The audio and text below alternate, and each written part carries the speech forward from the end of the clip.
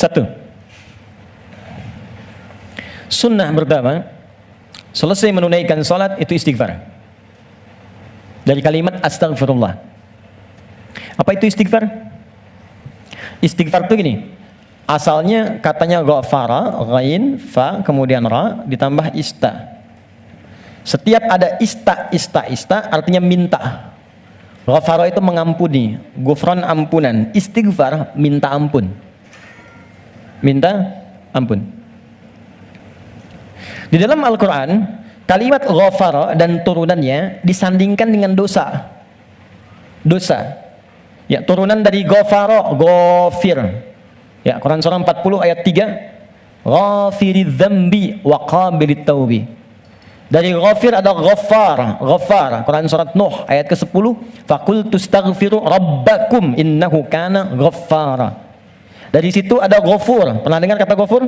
Innahu huwal ghafurur rahim. Ada ghafir, ada ghaffar, ada ghafur.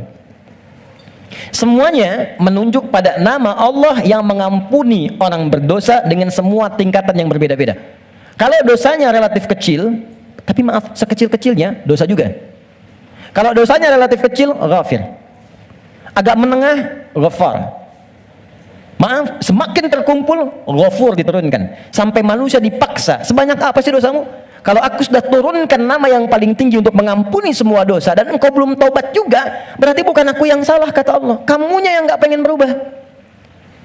Jadi, teman-teman, mohon maaf ya, justru nama-nama ini menunjukkan kepada kita, Allah membuka jalan, peluang pada setiap orang untuk berubah jadi baik. Gak ada manusia yang sempurna. Fala tuzakku anfusakum, kata Allah, jangan merasa diri paling baik. Jangan merasa paling suci. Semua orang pasti pernah punya salah. Saya pun mungkin sekarang kelihatan bagusnya aja karena aibnya nggak dibuka. Kalau dibuka mungkin ada katakan nih, ternyata Ustadz ini buruk juga, Ustadz ini kotor juga. Ini peluang dalam Al-Quran menawarkan, ayo berubah jadi baik. Semua orang pasti pernah punya masa lalu yang kelam. Tapi orang hebat itu yang bisa merubah yang kelam menjadi lebih baik di masa datang. Karena itu orang hebat disebutkan dalam Al-Quran, orang yang ketika dia merasa salah, dia berubah menjadi soleh. Karena itu dia ambil cara untuk tobat. Karena itulah Nabi memberikan isyarat, Allah sangat mencintai pelaku maksiat yang tulus bertobat dibandingkan orang soleh yang tidak pernah merasa salah. Catat itu. Di peluang jadi baik untuk semua. Di teman-teman pun kalau ada yang ingin taklim, jangan dilihat siapa dia. Oh dia ini, dia itu. Mungkin bergabung, barangkali dia lebih soleh dari orang yang pernah datang sebelumnya. Datang, rangkul, doakan. Insya Allah jadi baik. Ini turunkan. Tapi yang paling menarik teman-teman sekalian, nah fungsi istighfar yang pertama, kita minta ampun, artinya ada dosa. Dosa apa yang terjadi pertama kali pada orang yang baru selesai sholat? Kata para ulama, jangan berpikir yang besar-besar dulu. Mungkin dosa besarnya yang pertama kali terjadi pasca sholat, dosa yang harus ditutup dengan istighfar itu, dosa kurang khusyuk dalam sholat. Waktu diminta sholat khusyuk kan? Kata Allah suruh khusyuk kan? Wasta'inu bisabri wassalah wa innaha lakabiratun illa 'alal khasyin. Ayo salat, salat yang khusyuk. Hafidhu 'ala salati wa salatil wusta wa qumu lillahi qanitin. Quran surah kedua ayat 238. Kata Allah kalau kamu salat yang khusyuk ya. Tapi berapa banyak dari sekian salat yang khusyuk? Bahkan baru takbir sudah kurang khusyuk. Allahu akbar, katanya Allah yang akbar. Katanya Allah yang besar. Tapi kok tiba-tiba pekerjaan jadi besar? Update status jadi besar. Ya. Media sosial jadi besar, kendaraan jadi besar. Allahu Akbar ingat mobil, Allahu Akbar ingat IG, Allahu Akbar ingat Facebook. Berarti kan sudah keluar dari konten kekhusyuan, kan? Nah, kita bisa tutupi. Jadi yang kurang-kurang dalam salat itu, salah satunya diampuni oleh Allah kekurangan itu dengan istighfar. Jadi istighfar yang pertama kita lakukan bisa menutup kekurangan-kekurangan dalam salat yang kita kerjakan. Jadi kalau ada yang kurang khusyuk dalam sholat, selesai itu dengan istighfar kita. Astagfirullah, astagfirullah, astagfirullah. Paham sampai sini? Oke, satu. Dua, bagaimana bacaannya?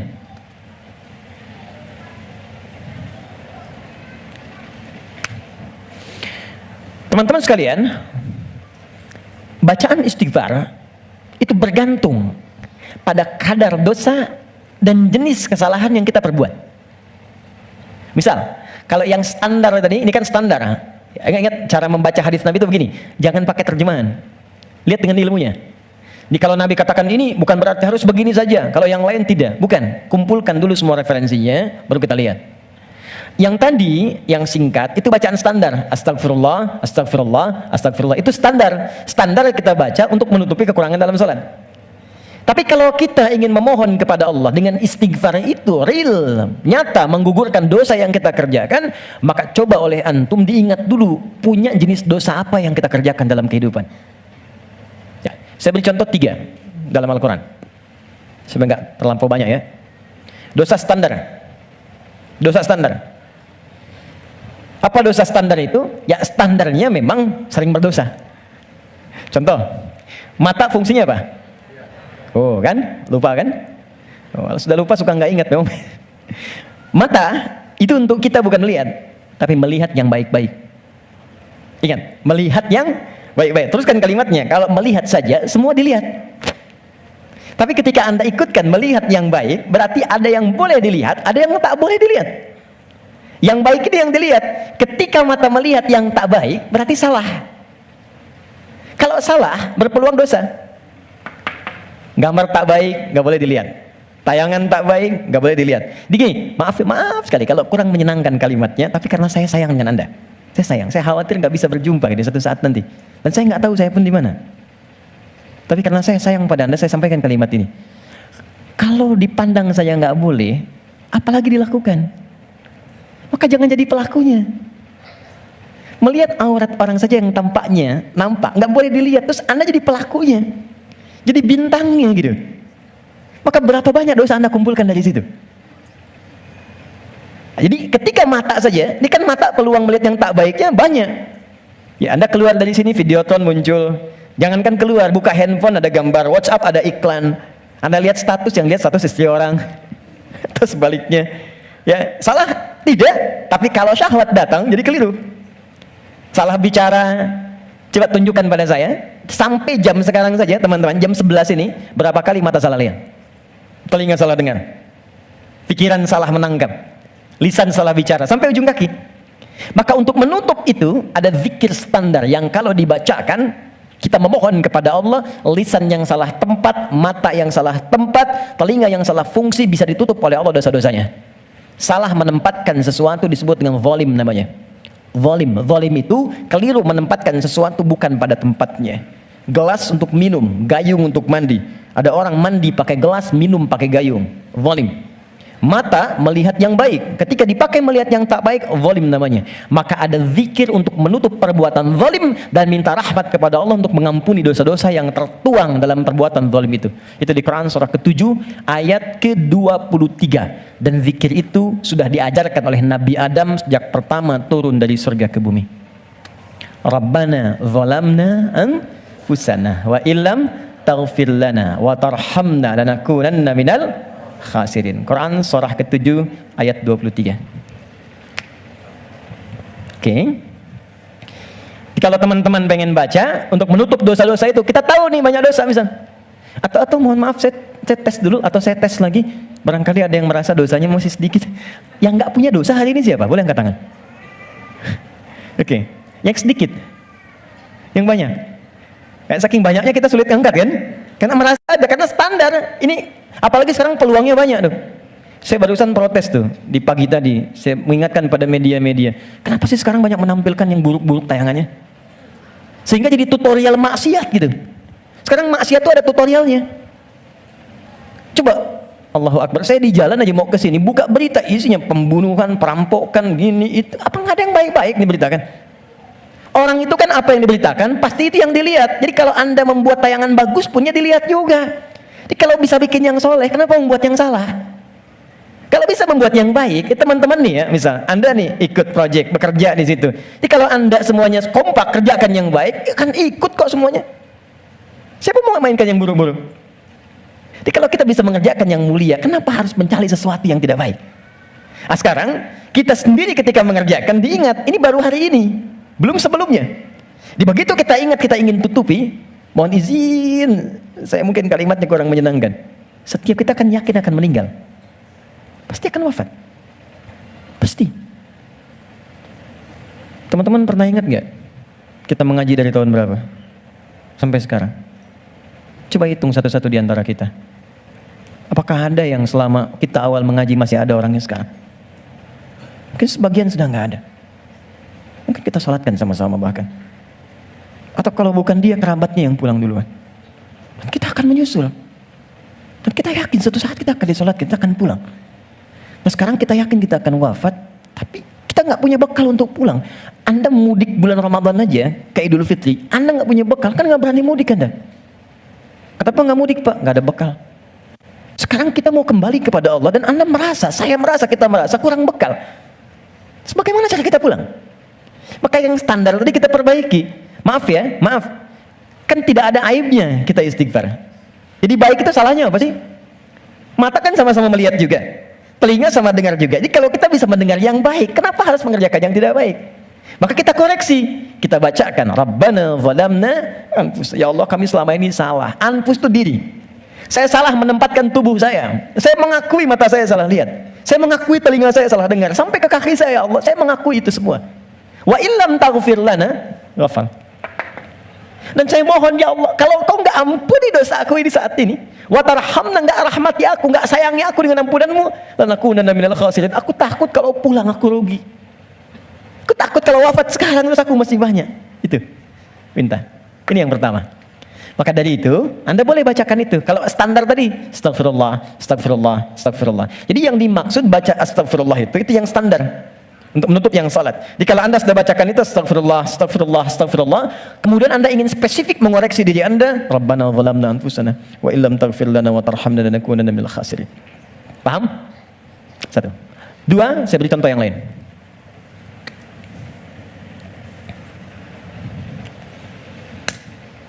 Ada zikir istighfar yang terkait dengan kurang sabarnya saat mendapati ujian. Sampai Anda berkata, ya Allah, kenapa mesti saya? Ya Allah, saya kan pengen hijrah, kenapa banyak masalah? Ya Allah, kenapa pekerjaan saya nggak pernah sukses? Ya Allah, kenapa rumah tangga saya jadi begini? Saya kan pengen berubah. Itu pernah terjadi di masa Nabi Yunus alaihissalam. Nabi Yunus Dzannun pernah diuji oleh Allah. Jadi Anda bayangkan, Nabi aja yang jelas surganya itu diuji. Masa kita yang belum jelas surganya nggak pengen ujian? Oke. Jadi teman-teman sekalian, kita kembalikan Quran surah ke-21 ayat 87 sampai 88. Wa dhannuni idh dhahaba mughadiban wa dhanna an lan naqdir alayhi. Dan aku perkenalkan, kata Allah, aku buka kisah Dzannun, Yunus alaihissalam. Ya, aku tugaskan. Jadi Yunus punya tugas alaihissalam berdinas di bumi sebagai rasul. Tantangannya nggak mudah. Maaf ya. Ada yang kemudian mencela, ada yang menghina, ada yang menghujat, sampai naik ke kapal, sampai dilempar ke laut, sampai ditelan ikan paus. Puncaknya. Sampai puncaknya. Saya mau tanya pada Anda, kalau ditelan ikan paus, kira-kira pengap atau tidak? Sudah pernah masuk? Gelap ya? Kita bayangkan, gelap, pengap, sulit kan? Tapi, yang ingin saya katakan begini. Nabi Yunus pada saat itu muncul sisi kemanusiaannya. Keluar kalimat begini, ya Allah, kapan kau tolong saya? Tuh.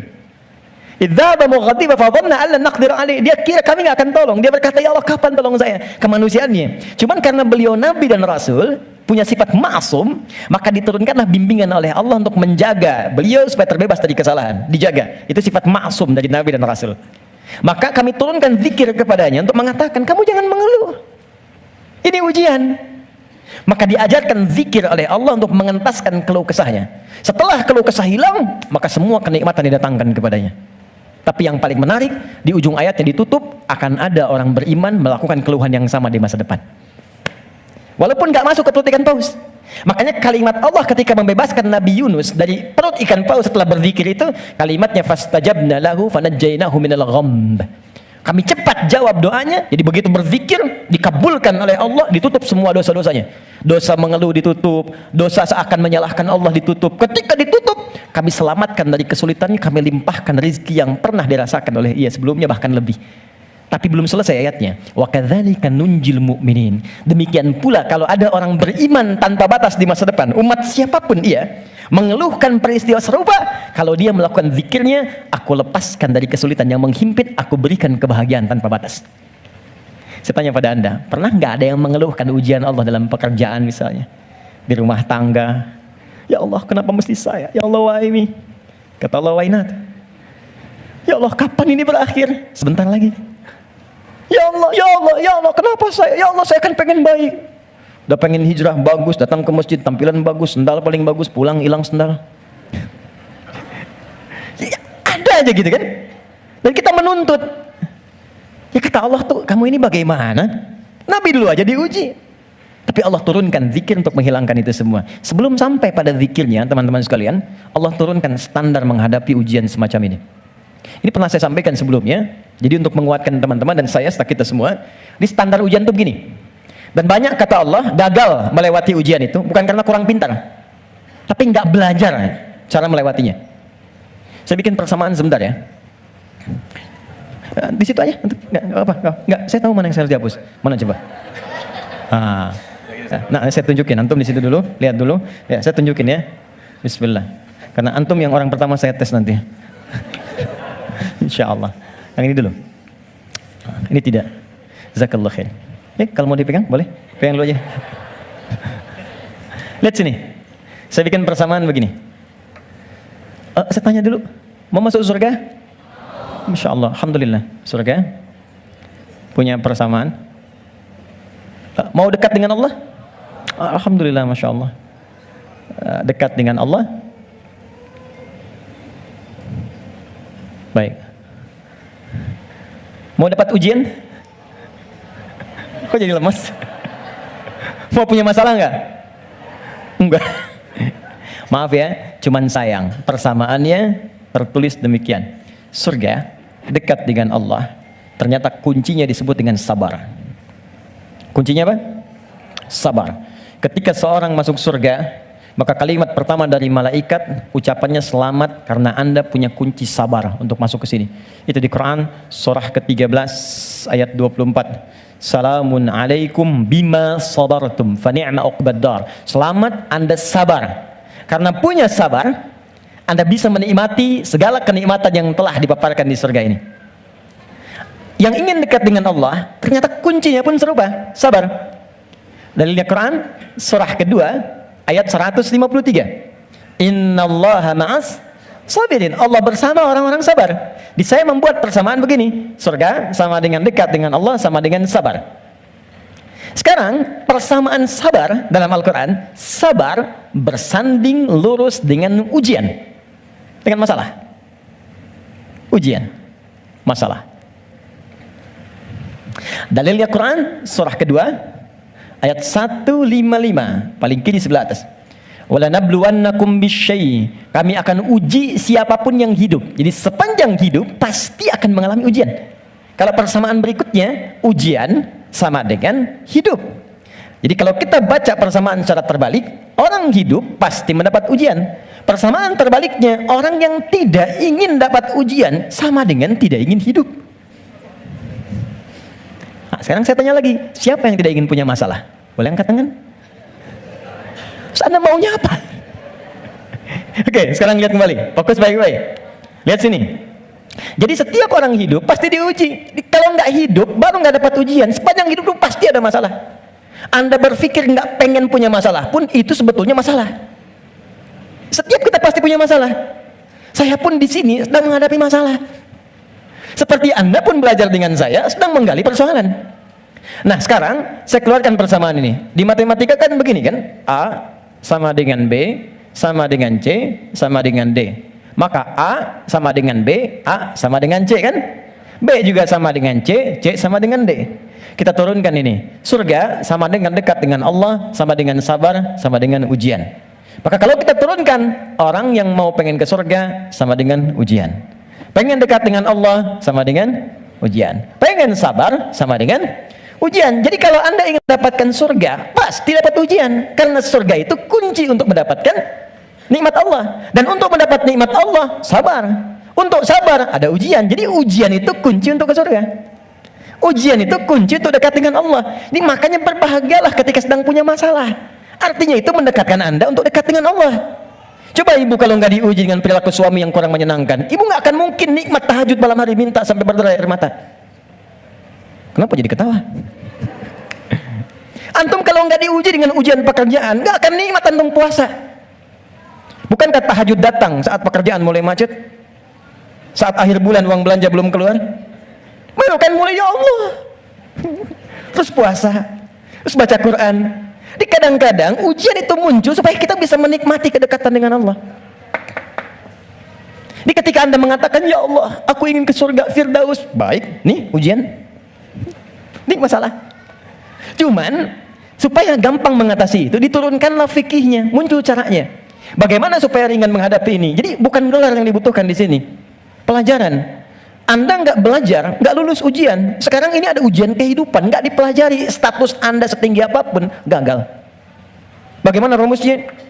Sebelum kita ke kalimat yang kita akan bacakan, maka turunan di Al-Quran. Ada 3 rumus. Pertama, kalau Anda sedang menghadapi masalah, kalau tidak ingin rumit, baik di kantor, di rumah, dimanapun, pertama kata Allah berlaku Quran surah kedua ayat 286.